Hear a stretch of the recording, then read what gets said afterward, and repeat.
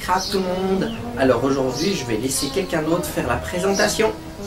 Si je présente cette intro, c'est car le lieutenant va vous présenter d'autres pirates. En effet, il va vous parler de la série animée du Tourbillon Noir. Hissons nos couleurs et partons à l'aventure, ou plutôt moi je vais y aller, pendant que vous allez rester là et écouter le lieutenant parler. Merci Jack pour ta présentation. Bon, vous l'aurez deviné, l'univers que je vais vous faire découvrir maintenant parle de pirates, et c'est parce que le film Pirates des Caraïbes, La Revanche de Salazar vient de sortir, que je me suis dit, pourquoi ne pas parler de ces bons vieux pirates que je regardais sur Cartoon étant petit. Cette série de 3 saisons, 21 épisodes, s'appelle donc Le Tourbillon Noir, Darkwater en VO, soit les eaux sombres, puis renommé The Pirate of Darkwater, les pirates des eaux sombres donc. Le titre en anglais est d'ailleurs beaucoup plus parlant quant au contenu de cette série animée, je trouve. Elle fut produite par Hanna-Barbera, tout comme les SWAT Cats dont je vous ai parlé dans l'épisode précédent, au début des années 90 vers 1991-1993 pour les premières diffusions. Le synopsis est assez simple, on y suit un petit groupe d'aventuriers dans leur quête qui vont devoir recueillir 13 pierres magiques. Les pierres de la loi, une fois réunies selon la légende, offrent un fabuleux et magique trésor à leurs détenteurs, ce qui explique l'appât du gain de ces pirates, car évidemment des pirates sans trésor, c'est comme Davy Jones sans sa gueule de poulpe. Leur but est cependant louable, ils espèrent ramener l'ordre sur le monde des mers en luttant contre le tourbillon noir. Ben oui, le titre de la série n'est pas anodin non plus. Et parlons-en de ce tourbillon noir. C'est une sorte de substance maléfique qui engloutit tout ce qu'elle touche et du coup ça fout un peu la merde. Alors qu'ils se sont dit qu'il fallait faire quelque chose, car c'était mieux que d'attendre de finir à l'intérieur de ce machin. Ah oui, l'aventure se déroule sur une terre différente de la nôtre, là-bas il y a 20 mers différentes, et bref, c'est pas comme dans Pirates des Caraïbes qui s'inspire de légendes et de lieux de notre monde. Les personnages principaux, les gentils en gros, sont donc Ran, le héros principal, il est le prince du royaume d'Octopon, mais fut élevé par un simple gardien de phare, ignorant ainsi tout de son destin et de son héritage. Il manie cependant très bien l'épée qui appartenait à son père. Pour localiser les pierres, il dispose d'une boussole magique qui indique leurs emplacements, un peu comme Jack Sparrow en fait. Sinon, dès le début de la 2e saison, il a déjà libéré la moitié de la planète des dangers des tourbillons noirs. Car oui, il y en a plusieurs de ces tourbillons noirs qui sont créés par une entité que vous allez découvrir un peu plus loin dans cette vidéo. Niddler, le comique de service, est un singe oiseau qui appartenait autrefois à Blot, jusqu'à son évasion avec Ran. Originaire de l'île de Padawa, il est plutôt gourmand et constamment à la recherche de nourriture, particulièrement des mingas, sorte de melons. Sa capacité à voler est souvent fort utile à toute l'équipe. Tula est une écomancer, ce qui signifie qu'elle a la possibilité de contrôler les éléments et la vie biologique, à la fois sensible et non sensible. Elle possède une affinité naturelle envers la nature et les animaux.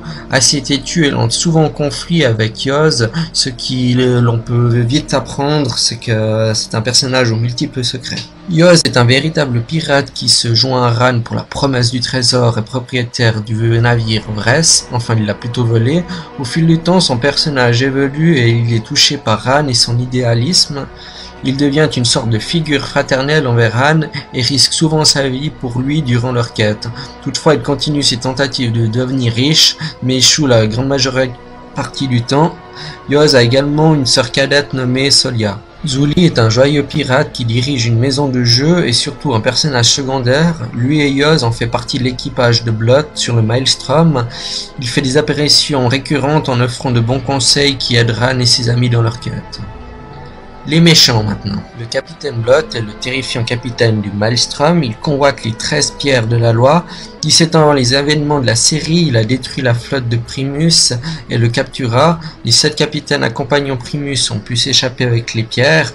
Depuis ce jour, Blot les chasse sans relâche. Il a tué chaque héritier du trône d'Octopon qu'il trouvait.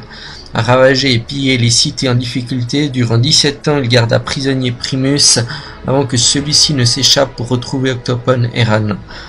En apprenant l'existence de Ran, il s'est mis à le traquer afin de le tuer. Ses membres d'équipage sont Mantus, est le second du capitaine Blot. Son sang-froid ainsi que sa personnalité calculatrice en stratégie au combat de flotte en font un second idéal pour Blot. Kronk est un petit pirate gracieux au service du capitaine Blot. Il perdit sa jambe lors d'une rencontre face au féroce animal de son maître, le Constrictus. Les frères Lug sont plutôt massifs, mais leur stupidité font plus des boulets qu'autre chose. Pour les autres méchants, Joat, c'est un vrai pirate à l'ancienne. Et d'ailleurs, c'est l'ancien propriétaire du Vret. Son bateau a été volé par Yoz. Il possède un crochet en métal à la place de sa main gauche. Morpho est le fidèle serviteur du Dark Dweller. Auparavant, il était un alchimiste qui faisait des recherches sur les eaux noires, puis le Dark Dweller le captura et le transforma en un serviteur éternel. Il n'est plus qu'en infime partie humain, il possède une tentacule à la place d'un bras et la moitié de son corps a été transformée pour ressembler à un mélange de créatures des profondeurs océaniques. Et enfin, Dark Dweller, qui signifie habitant sombre, c'est la maléfique et puissante entité qui a créé les tourbillons noirs.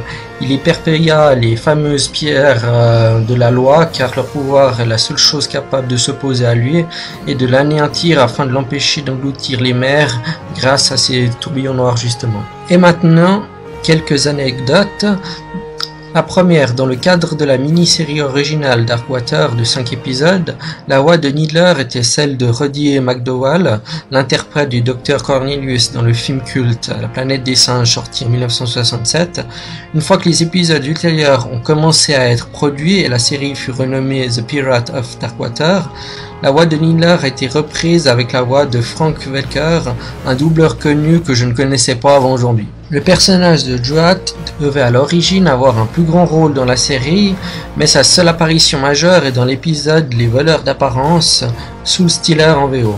En 1991, Marvel Comics a produit des comic books basés sur la série. Il était prévu que 6 numéros, mais la production les a étendus à 9 en incluant une histoire originale en 3 parties. Des jeux vidéo The Pirate of Darkwater sont sortis pour la Super Nintendo et Mega Drive.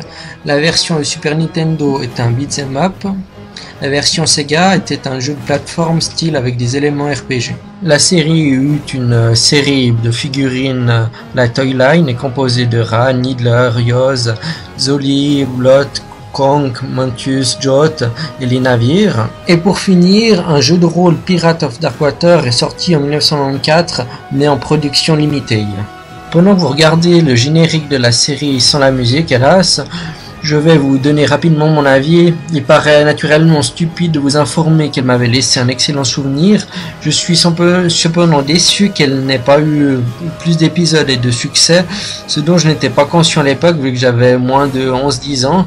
Mais après avoir m'être rattrapé nostalgiquement quelques épisodes, je vous recommande sans problème cet univers cartoonesque et d'aventure qu'est la série Le Tourbillon Noir. Voilà, cette vidéo touche maintenant à sa fin. J'espère que vous l'aurez aimé malgré qu'elle ait duré plus longtemps que ce qui était prévu à la base. Mais si c'est le cas, n'hésitez pas à me le dire dans les commentaires, à mettre des pouces bleus, à partager la vidéo et bien entendu à vous abonner. Quant à moi, je vous dis à la prochaine. Bye!